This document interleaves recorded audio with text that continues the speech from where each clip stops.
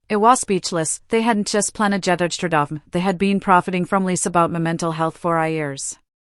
There's more, Stephen continued.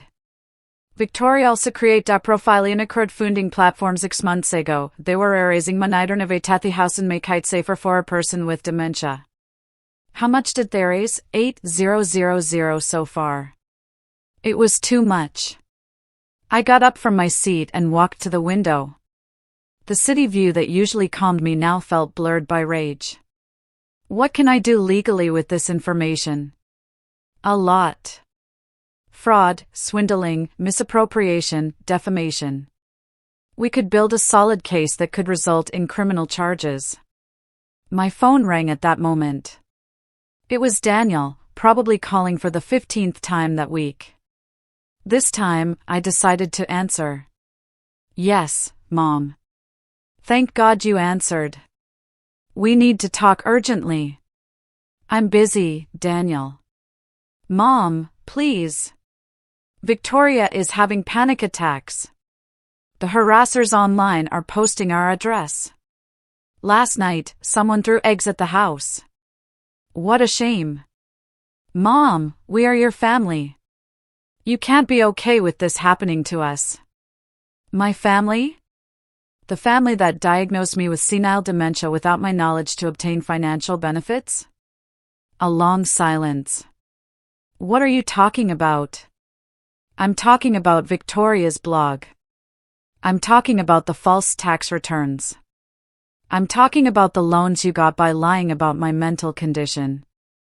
Mom, I don't know anything about that. You don't know anything about the blog Living with Margaret, where your wife documents my supposed dementia episodes?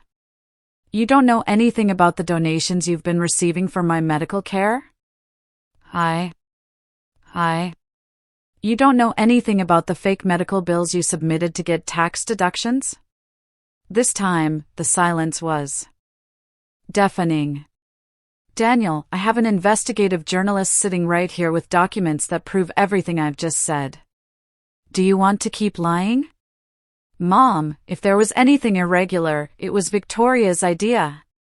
I didn't know the details. You didn't know the details of stealing money using my name? You didn't know the details of inventing a mental illness I don't have? Victoria said it was legal.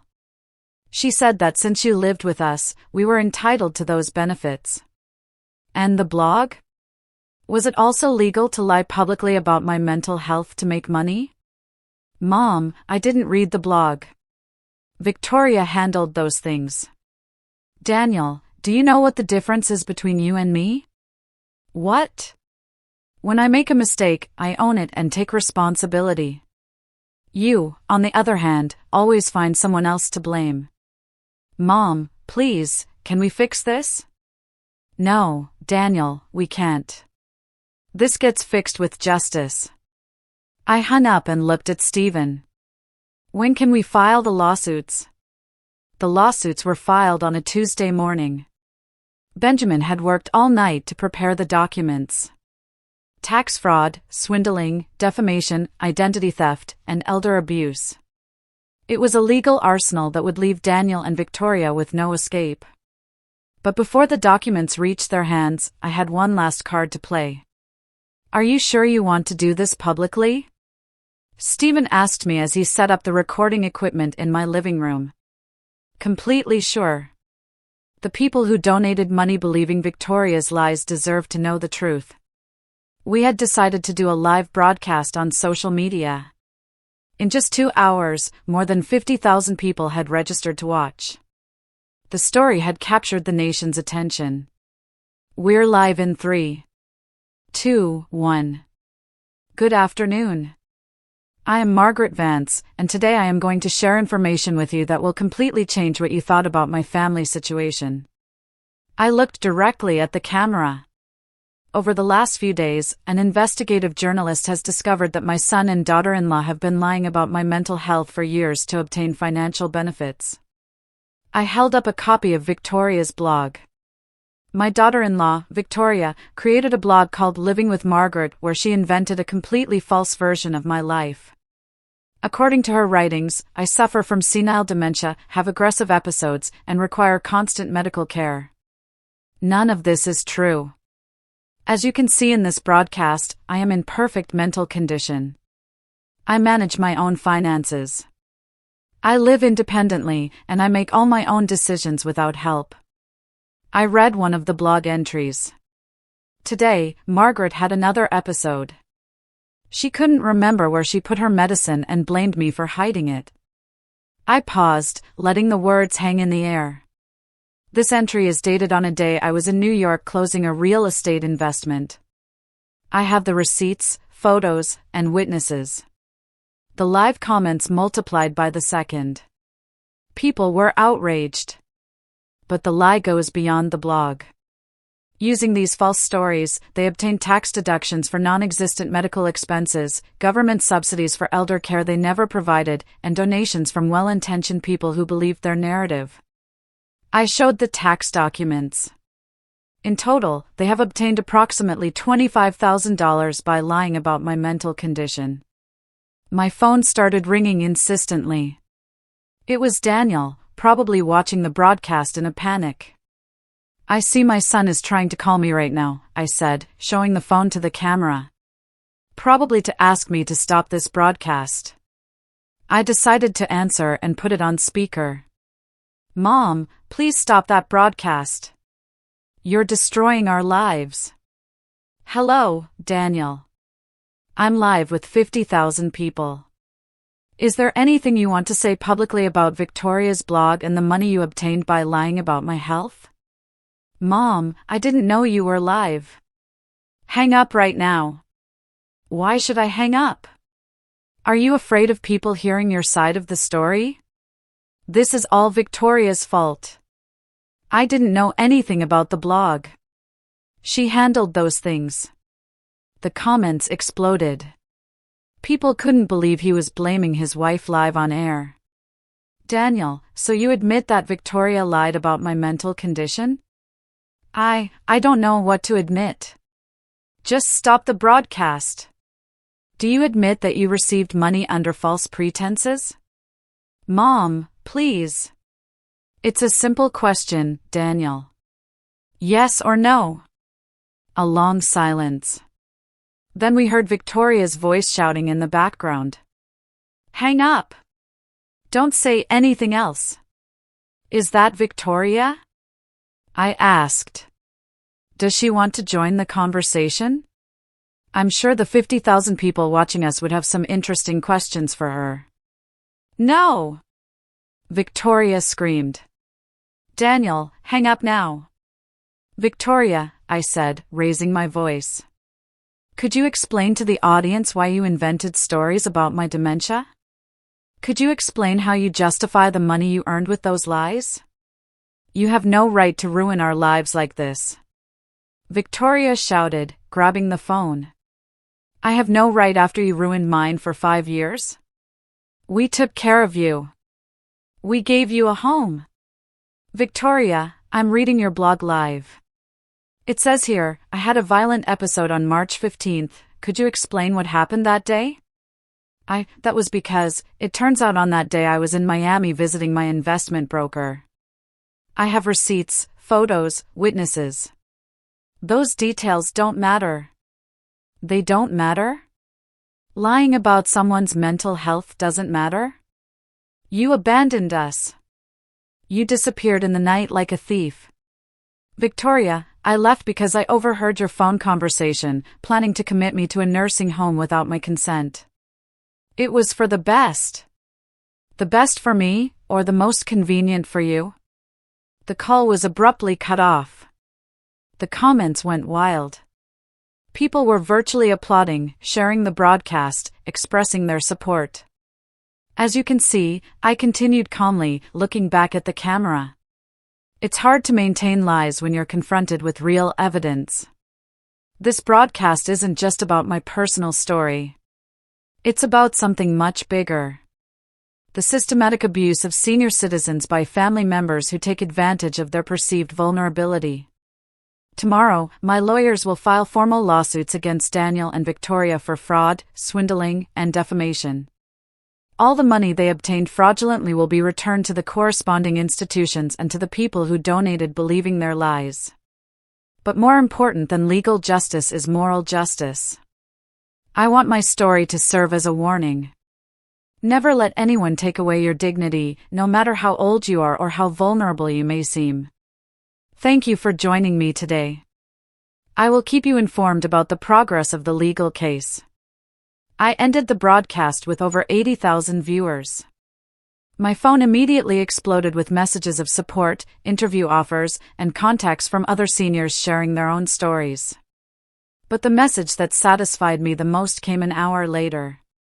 It was from the crowdfunding platform, informing me that they had closed Victoria's account and frozen the funds pending distribution. Justice was finally beginning. 6 months later, I was sitting on the terrace of my penthouse enjoying my morning coffee while reading the day's news. The front page of the local newspaper had a headline that made me smile: couple sentenced to prison for fraud against a senior citizen. Daniel had received 2 years in prison. Victoria, as the mastermind of the scheme, had received 3.5 years. In addition, they would have to pay a $50,000 fine and perform community service in nursing homes once they completed their sentences. Justice had been complete and satisfying. But the most rewarding part was not their punishment, but what I had built with my freedom.